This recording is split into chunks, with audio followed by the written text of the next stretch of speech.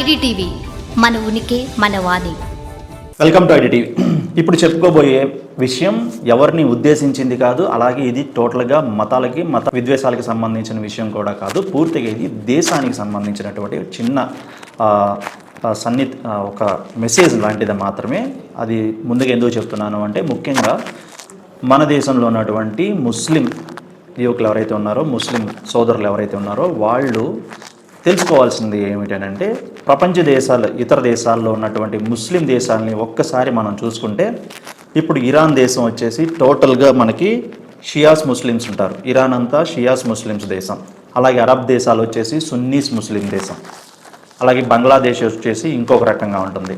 మనకి హిందూ మతంలో భారతదేశంలో ఎలాంటి కులాలు ఎలాంటి వర్గాలు ఉన్నాయో, అలాగే ముస్లిం మతంలోనూ కూడా షియాలు, సున్నీలు, మొహమ్మదీయులు, ఇంకొకళ్ళు అన్నటువంటి డిఫరెంట్ కేటగిరీస్ ఉంటాయి.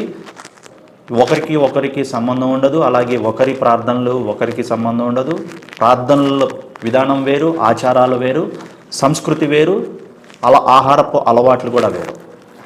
మన దేశానికి విషయానికి వస్తే ఎందుకు చెప్తున్నాను అంటే, మనం భారతదేశంలో ఉన్న ముస్లిమ్స్కి ఎంత ప్రాధాన్యత, ఎంత గౌరవం ఉందనేది చెప్పాలన్నదే నా ఉద్దేశం. ఇక్కడ వేరే దేశాలలో ముస్లిమ్స్ కనుక చూసుకున్నట్లయితే, ఇప్పుడు ఇరాన్కి అరబ్ దేశాలకి పడదు, అలాగే బంగ్లాదేశ్కి అరబ్ దేశ ముస్లిమ్స్కి పడదు, అలాగే ఇరాన్కి, ఆఫ్ఘనిస్తాన్కి, ఇతర దేశాల్లో ఉన్నటువంటి ముస్లిమ్స్కి పడదు.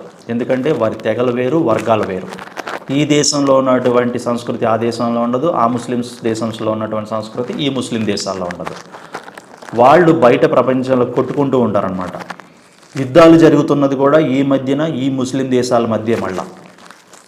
కాబట్టి ఇక్కడ ఏంటి అంటే, ముస్లిమ్స్ భారతదేశంలో ఉన్నటువంటి, అంటే ముఖ్యంగా భారతదేశ నేలపై ఉన్న ముస్లిమ్స్ ఎంత స్వేచ్ఛగా, ఎంత హాయిగా ఉంటారు అని అంటే, ఇతర దేశాలతో పోలిస్తే ఇక్కడ పూర్తి స్వతంత్రం, పూర్తి హక్కు. ఇక్కడ ఇంకా ముఖ్యంగా ఏంటంటే, మీరు సున్నీసా, షియాసా లేకపోతే మొహమ్మదీయులా అనే విభేదాలు కూడా ఉండవు. ఇక్కడ ఉన్న ముస్లిమ్స్ కూడా వాటిని పరిగణలో తీసుకోరు. నిజం చెప్పాలంటే అదొక చాలా అద్భుతం. మన దేశం వరకు వస్తే, మన దేశంలో ఉన్న ముస్లిం సోదరుల వరకు వస్తే, వాళ్ళందరూ కలిసికట్టుగానే ఉంటారు, కలివిడిగా ఉంటారు, ఒకరికొకరు సహాయంగా ఉంటారు. మీరిది అరబ్ దేశాల్లోనో, ఇరాన్లోనో, బంగ్లాదేశ్ లాగానో మీరు సున్నీసు, మీరు షియాసు, మీరు మొహమ్మదీలు అనే భేదాభిప్రాయాలు విడతీసి వాళ్ళైతే ఇక్కడ జీవనోపాధి సాగించరు. అసలు ఇప్పటి వరకు ఆ సంస్కృతి లేదు, రాలేదు కూడా. సంతోషం. చాలా ముస్లిం సోదరులు అలాగే ఉన్నారు. అలాగే ఈ దేశంలో వారికి కల్పించినటువంటి గౌరవం కూడా అలాగే కొనసాగుతుంది, ఇకపై కొనసాగుతూనే ఉంటుంది. అది ఎవరు కాదనలేని విషయం. కాకపోతే ముస్లిమ్స్ ఈ దేశం నేల గురించి, ఈ దేశంలో ఉన్నప్పుడు గురించి ఆ వ్యత్యాసాన్ని గుర్తించుకుంటే మాత్రం చాలా మంచిది. ఇతర దేశాలకి వెళ్ళినప్పుడు ముస్లిం సోదరులు ఎలా మనల్ని ఆహ్వానిస్తున్నారు, ఎలా ట్రీట్ చేస్తున్నారు, ఎలా పరిగణిస్తున్నారు అనేది కూడా చాలా ముఖ్యం.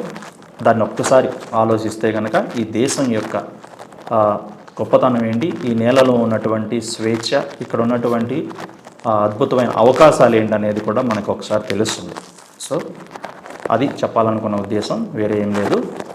నిజంగా వేరే దేశాలకు వెళ్తే కనుక, వేరే ముస్లిం దేశాలకు వెళ్తే కనుక, మన భారత ముస్లింలు కూడా వాళ్ళు పరిగణనలోనికి తీసుకోలేని పరిస్థితి. ఒక్కొక్కసారి వీళ్ళు ఈ ఇండియా ముస్లిమ్స్ అనేసి వేరు చేస్తూ మాట్లాడుతూ ఉంటారు. నిజంగా అది చాలా బాధాకర విషయమే.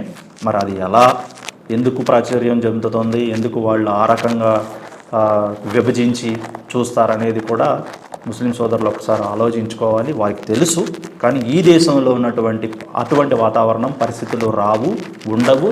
అది మాత్రం గమనించి నడుచుకుంటే మాత్రం, గుర్తుంచుకుంటే మాత్రం ఇంకా హాయిగా ఉంటుందనేదే ఉద్దేశం. Thank you. చూస్తూనే ఉండండి మరిన్ని టాపిక్స్ కోసం ఐడిటీవీ. Please subscribe IDTV.